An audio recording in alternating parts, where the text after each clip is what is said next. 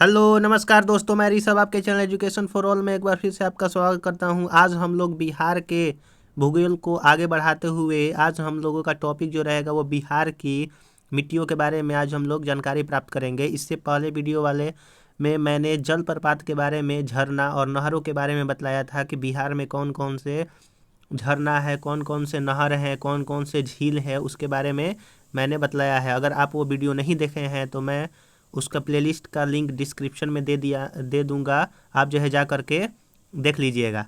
चलिए हम लोग जो है वो देरी ना करते हुए स्टार्ट करते हैं। अगर आपको वीडियो थोड़ा सा भी अच्छा लगे तो आप वीडियो को ज़रूर से ज़रूर शेयर कीजिएगा।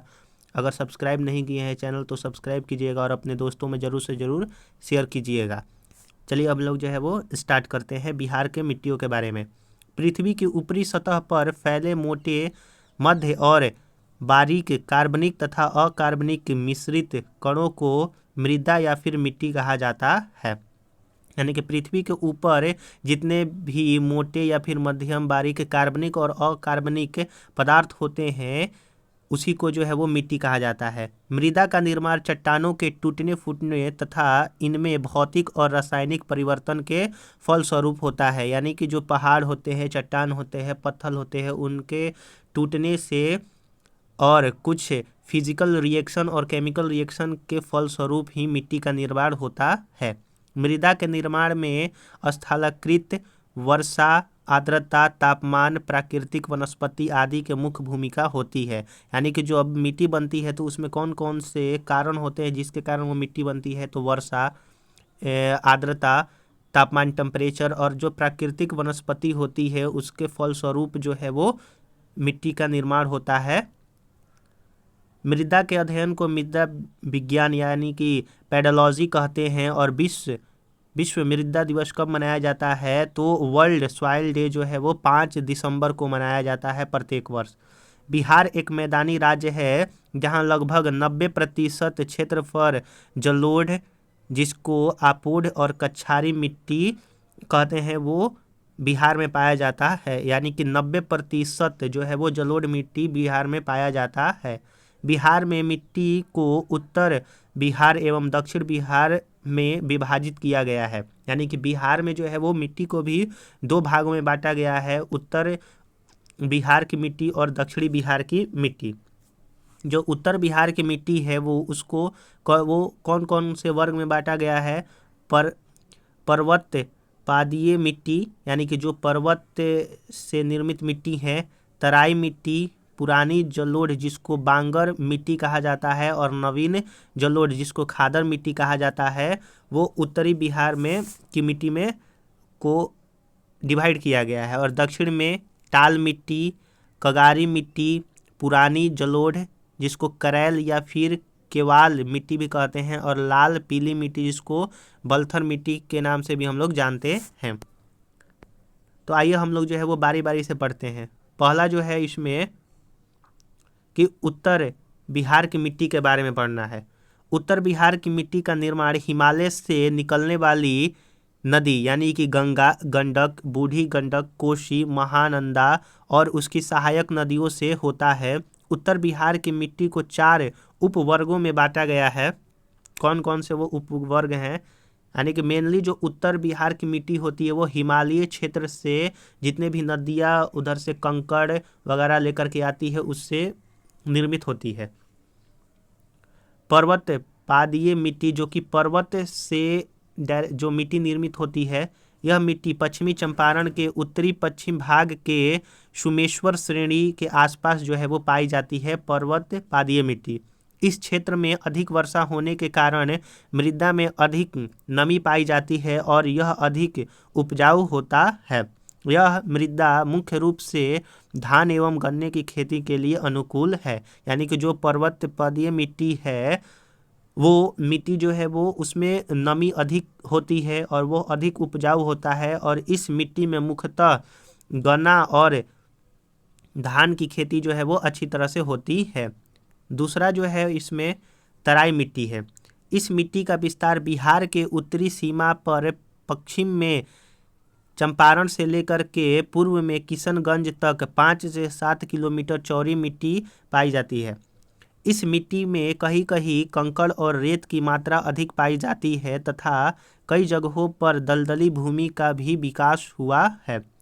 यह मिट्टी हल्के भूरे या पीले रंग की होती है। यह मिट्टी धान, पटसन और गन्ने की खेती के लिए अनुकूल है। तो जो तराई मिट्टी है वो आपकी पश्चिमी चंपारण से लेकर के किशनगंज तक है और यह लगभग 5 से 7 किलोमीटर चौड़ी मोटी जो चादर होती है उसकी तरह जो है यह फैली हुई होती है और इसमें धान, पटसन और गन्ने की खेती जो है वो की जाती है। पुरानी जलोढ़ मिट्टी जिसको बांगर कहा जाता है। इस मिट्टी का विकास उन क्षेत्रों में होता है जहां बाढ़ का पानी प्रतिवर्ष नहीं पहुंच पाता है। इस मिट्टी का विस्तार मुख्यतः घाघरा, गंडक, दोआब यानी कि जो घाघरा नदी और गंडक नदी के बीच का जो भाग होता है वहां पर, बूढ़ी गंडक के पश्चिमी भाग में है इसका विस्तार। इसका विस्तार पूर्णिया, सहरसा, दरभंगा, मुजफ्फरपुर आदि क्षेत्रों में भी है। इस मृदा में चूना और पोटास की अधिकता होती है तथा फास्फोरस एवं नाइट्रोजन की कमी होती है। इसकी प्राकृतिक क्षारीय होती है यानी कि यह जो है वो बेसिक नेचर का मिट्टी होता है। इसमें मुख्य रूप से धान, गेहूं, मक्का, तंबाकू, गन्ना जो है वो उगाए जाते हैं बांगर मिट्टी में। और नवीन जो जलोढ़ मिट्टी होती है उसको खादर कहा जाता है। नदियों द्वारा प्रतिवर्ष लाए गए अवशेषों से खादर मिट्टी का निर्माण होता है। इस मिट्टी का विस्तार गंगा, गंडक, बूढ़ी गंडक, कोसी, महानंदा की निचली घाटी में होता है। जो खादर मिट्टी होती है जब नदियाँ जब बाढ़ लेकर आती है तो उसमें से जो नई मिट्टी नीचे से निकलता है उसको खादर कहते हैं और यह बांगर मिट्टी से बहुत ज़्यादा फर्टाइल होता है।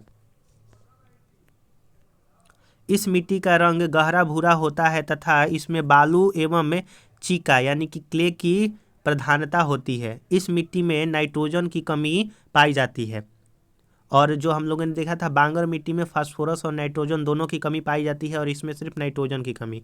यह मिट्टी अत्यधिक उर्वर होती है जिसमें पर्याप्त सिंचाई होने पर धान, गेहूं, जूट, मक्का आदि की पैदावार जो है वो अच्छी होती है। अगर आपको वीडियो थोड़ा सा भी अच्छा लग रहा होगा तो आप वीडियो को जरूर से जरूर लाइक कीजिएगा। चैनल को सब्सक्राइब नहीं किए हैं तो आपसे निवेदन है कि चैनल को सब्सक्राइब कीजिए और अपने दोस्तों में जरूर से जरूर शेयर कीजिए।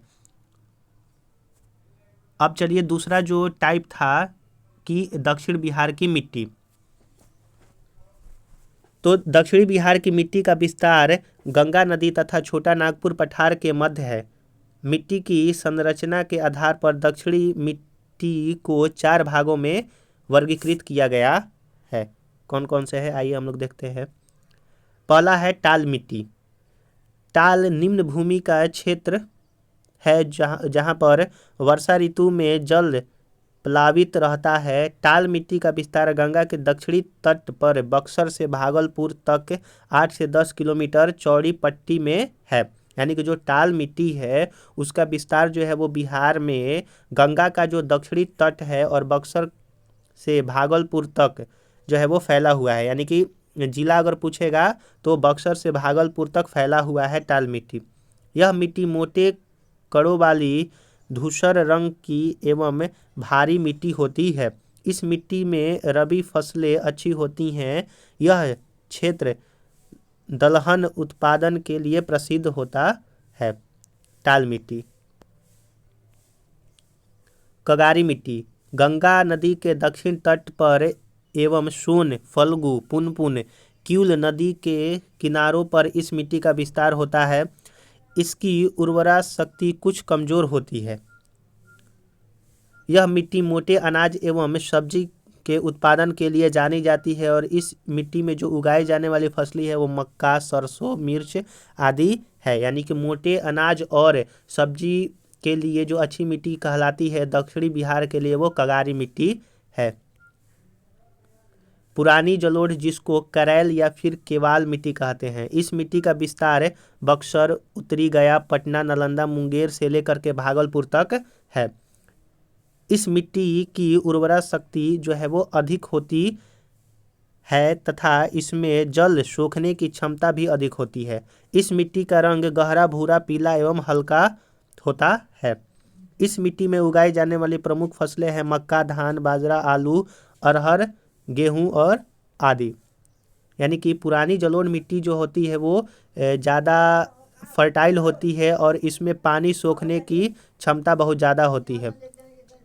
लाल पीली मिट्टी जिसको बलथर मिट्टी कहते हैं, पश्चिम में कैमूर श्रेणी के निकट से पूर्व में राजमहल की ऊंची भूमि तक 8 से 15 किलोमीटर चौड़ी पट्टी में इस मिट्टी का विस्तार है। यह मिट्टी जमुई, मुंगेर के खड़गपुर पहाड़ी क्षेत्र, बांका, नवादा और औरंगाबाद के पठारी क्षेत्र में पाई जाती है। इस मिट्टी में रेत एवं कंकड़ की बहुलता होती है और इसकी उर्वरा शक्ति काफ़ी जो है वो कम होती है। इस मिट्टी में जल संग्रह की क्षमता जो है वो बहुत ही कम होती है, यानी कि जल क्षमता जो है वो बहुत कम होती है और पुरानी जलोढ़ वाला में ज़्यादा होती है। लौह तत्व की प्रधानता के कारण यह लाल रंग की होती है तथा इसकी प्राकृतिक अम्लीय होती है। इस मिट्टी में मक्का, ज्वार, बाजरा, अरहर आदि मोटे अनाज जो है वो उगाए जाते हैं। अन्य कुछ महत्वपूर्ण बिंदु है।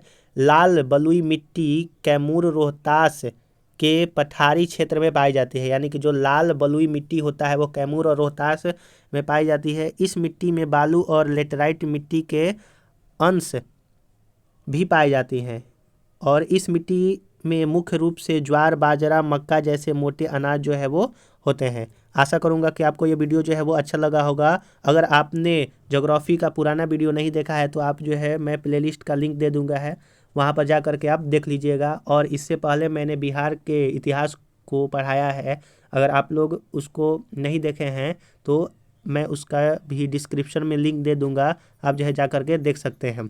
आप जो है इस चैनल को ज़रूर से ज़रूर सब्सक्राइब कीजिए और अपने दोस्तों में ज़रूर से ज़रूर शेयर कीजिए। चलिए अब हम जो है नेक्स्ट वीडियो मिलते हैं, तब तक के लिए नमस्कार।